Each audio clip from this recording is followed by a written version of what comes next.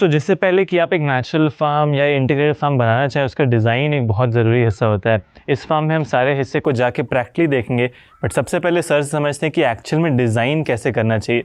अभी हम कहाँ पे हैं sir? Let's start with this point. यहाँ पे क्या है, अलग अलग चीज़ आपने लिखा है बोर्ड पे, एक एक करके समझा सकते हैं कि क्या है एंड इसका डिज़ाइन क्यों ऐसे किया गया है? ठीक है सर।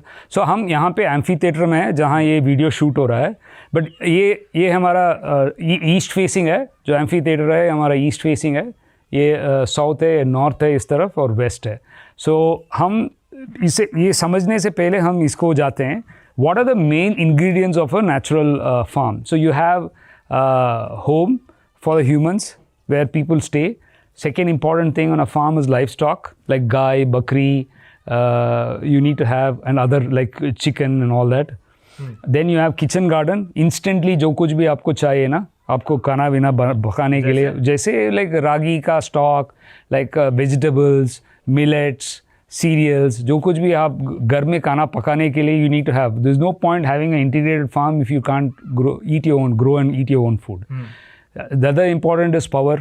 सोलर पैनल कहाँ डालना है, because it has to face in a way that you get maximum sunlight. Solar panel ही लगता है नेचुरल? हाँ, नहीं कुछ भी कर सकते हैं, but we have to do integrated farm where you not paying any money for solar for power, right?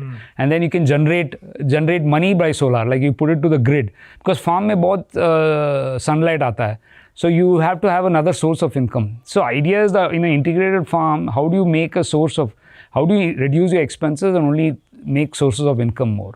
So if you're getting free power from government, you are extra ले सकते हैं। हाँ, you can make more money. The second, long term, it's not fossil fuel based power is not sustainable. Solar power is sustainable, and second, you are able to generate more power to the grid, right? So you make money. So more like you're not only your expense is taken care of, but you're also making source of income from there. Then water harvesting is very important. What kind of swales, what kind of catchment area, what kind of bunds you prepare so that percolation happens, and then this percolation भी होता है, पानी भी आता है, पानी capture करना बहुत इंपॉर्टेंट है, हार्वेस्ट करना है ताकि मैक्सिमम पानी हम कैप्चर कर सकें। सो ये हाईएस्ट पॉइंट है और ये लोएस्ट पॉइंट है। सो जो बारिश का पानी जो आता है ना, यहाँ से गिर के ऐसा करके जाता है। सो आपको डिज़ाइन करना है कहाँ, कैसे आपको स्प्रेड करना है पानी को, कहाँ सिंक करना है, कहाँ स्लो करना है, वही डिज़ाइन करना है। कहाँ स्वेल्स डालना है, कहाँ बंड्स डालना है, हर जगह डालना है, क्योंकि ये जो पानी यहाँ जाने से पहले सब अंदर जाना है, तेरे आपके खेत के अंदर घुस जाना है, पर्कुलेट होना है, ज़मीन में रहना, बाहर एक बूंद भी नहीं जाना है। तो उस हिसाब से सबसे लोएस्ट पॉइंट पे मेरा ये पानी का रिजर्वायर होता है। हाँ, एंड पूरे बीच में मैं बंड बना के पानी को वहीं रहने को बोलते हैं, जो हाँ वो दिखाते हैं, बंड स्वेल्स एंड ऑल दैट। सो उसके अलावा हमको फूड फॉरेस्ट करना है। फूड फॉरेस्ट से क्या होता है, you have to food forest से ये लाइव स्टॉक, गाय, बकरी और चिकन को भी खाना देना है, हमको भी खाना है, और जो एक्सेस है हम उसको बेचना है। Agro forestry long term investment के लिए, बिकॉज कार्बन क्रेडिट से पैसा बना सकते हैं। You can make money by selling the tree trunk. So 10 साल 15 साल में आपको जो एफडी है वो मैच्योर हो जाता है। सो उसमें हो गया। गौशाला का इनकम भी बहुत होता है, उसमें आप यू कैन गोबर से बना सकते हैं, घी से बना सकते हैं, गौमूत्र से भी पैसा बना सकते हैं। And then finally agro tourism. So हम ये सब है एक फार्म में, 6.5 एकर्स फार्म में ये सब है, एंड दीज आर ऑल, सबका एक सोर्स ऑफ इनकम है, सबका एक सोर्स ऑफ इनकम है, आपस में इंटरकनेक्टेड है। मैं बताता हूँ कैसा है। सो आप गाय लेके आते हैं, गाय से हम जीवामृत बनाते हैं, जीवामृत से हम इनोकुलेंट है, वो जाके भूमि में अर्थवॉर्म्स बनाते हैं, फर्टिलिटी वो खुद देख लेता है, और देन वीड्स हो जाता है खेत में। So weeds case, because we have sheep in the farm, the sheep goes and takes care of the weeds. We don't let the cows use the weeds because cow यहाँ वहाँ मुँह डाल देता है, it eats your crops. So we have the forest here. Here हमारा forest है, ऊपर है। All of this boundary ना, the whole of this east face boundary and south is full of forest. South में, north you have neighbors land, east and south we have forest, and west is the road which you came in. तो पूरे boundary पे मेरे forest में हाँ, on 2 sides हमारे में forest है. So you have to design your, आपको फार्म डिज़ाइन करना है, आपका एलिमेंट्स क्या है ना. हाँ, तो यदि मैं करना चाह रहा हूँ सर, तो क्या क्या चीज़ ध्यान में रखना है? एक तो आपने बोला बाउंड्री पे फॉरेस्ट. सो फॉरेस्ट का बाउंड्री है तो आपका एडवांटेज हो गया. डिसएडवांटेज, ये एडवांटेज क्या है कि आप अपने गाय को बेच सकते हैं ग्रेजिंग के लिए. सो देसी काउज ले दिया तो देसी काउज जाके वो श्रब्स वो सब कालेगा, उसका दूध जो मिलेगा वो बहुत अमृत जैसा होगा. उसमें आप घी बनाए तो प्राइस ज़्यादा बढ़ जाएगा, दूध कम देगा बट प्राइस ज़्यादा होगा. वो फ्री हो गया, आपका चारा नहीं है, वो जाके फॉरेस्ट में काके आता है, आपका पैसा नहीं है, फ्री हो गया, आपका दूध ऑलमोस्ट फ्री है. सेकेंड, वो हम बकरी रखा है, बकरी को हम यहाँ छोड़ते हैं, ये सब यहाँ पे एग्रो फॉरेस्ट्री में, फूड फॉरेस्ट में जाते हैं. बकरी ऐसा ही खाता है, ऐसा नहीं खाता है. सो नीचे क्या मिलेगा, वो वीड्स मिलेगा, घास मिलेगा, वही खाता है. तो मेरे फूड फॉरेस्ट में मैं बकरी को लड़ता. बकरी is also FD, moving FD है. वो छोटा से है कहाँ, यहाँ रखते हैं, रात को रखते हैं. बकरी गाय दोनों इधर ही है. रात को रखते हैं, दिन में पूरा खुला आम. गाय तो फॉरेस्ट में जाता है, बकरी तरफ पूरा फार्म का वीड कंट्रोल करता है, वीड कंट्रोल मैनेज करता है. वो शीप, बकरी नहीं शीप. सो वो हो गया आपका.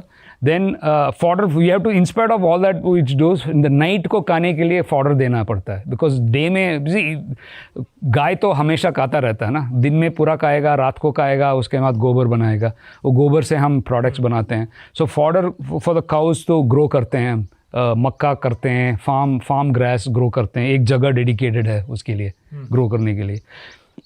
लेकिन मैंने बोला agro forestry long term investment है. You have to eventually break even, make money, operational cost. कुछ अर्जेंट काम हो गया, कुछ अर्जेंट पैसा हो गया, 3-4 पेड़ को काट के पैसा बना सकते हैं. तो इससे आपका पूरा फूड फॉरेस्ट प्रोटेक्ट भी होता है. Very good point. Wind soil erosion, wind blocking में it's important for the farm design. Beautiful point. It helps with soil fertility to be intact. It doesn't let the erosion happen and also the roots of it retain the soil moisture. जो पानी आता है ना, जड़ बड़े होते हैं, वो पानी अंदर ही रहता है, अदरवाइज पानी विल जस्ट फ्लो ऑफ. सो खेती के लिए भी हेल्प करता है, पैसे के लिए भी हेल्प करता है. ओके, सो ये हो गया. Then seed bank is very important. हम तो सीड बैंक अभी शुरू कर रहे हैं. ये पूरा इंटीग्रेटेड फार्मिंग 2 साल पहले ही शुरू किया. हम ये फेज में कर रहे हैं. अभी सीड बैंक अभी शुरू कर रहे हैं. Seed bank is very very important because all जो हम हार्वेस्ट करते हैं ना, उसका 10% रखना है सीड बैंक में, सो दैट अगेन खर्चा नहीं होना है. सो उसके अलावा हम ग्रैनरी भी है. सो जो कुछ भी हम बेसिक मेन क्रॉप यहाँ पे रागी है. हम साउथ कर्नाटका के, हम जो खाते हैं रागी खाते हैं, लेंटल्स खाते हैं, like Toor dal, green gram, all kinds of dals हम ग्रो करते हैं, खाते हैं. उर्ली, हॉर्स ग्राम, काउपी, सब. सो उसमें प्रोटीन आता है और गाय भी वही खाता है. सो हम रागी खाते हैं, रागी का हस्क गाय खाता है. सो हम दोनों इंटरडिपेंडेंट हैं. यहाँ क्या रखते हैं आप? वो सब अभी बना रहे हैं स्टॉक करने के लिए. अभी क्या हो जाता है, अभी सड़ जाता है. हाँ, सो सड़ जाता है. सो इसके लिए भी हमको रख नहीं सकते हैं ना. वो ग्रैनरी में वी आर ओल्ड टेक्नोलॉजी करके वो कर रहे हैं so that it can last you for years. So ये बनाते हैं. So then your food become self sufficient. यहाँ पे साथ में आपने कॉटेजेस भी डाल दिया है. सो एग्रो टूरिज्म के लिए, एग्रो टूरिज्म के माध्यम से ये सब देखने के लिए लोग ना आके वो एक्सपीरियंस करने के लिए, ये क्या है, कैसा खेत चलना है. बहुत लोग को खेत में रहना है.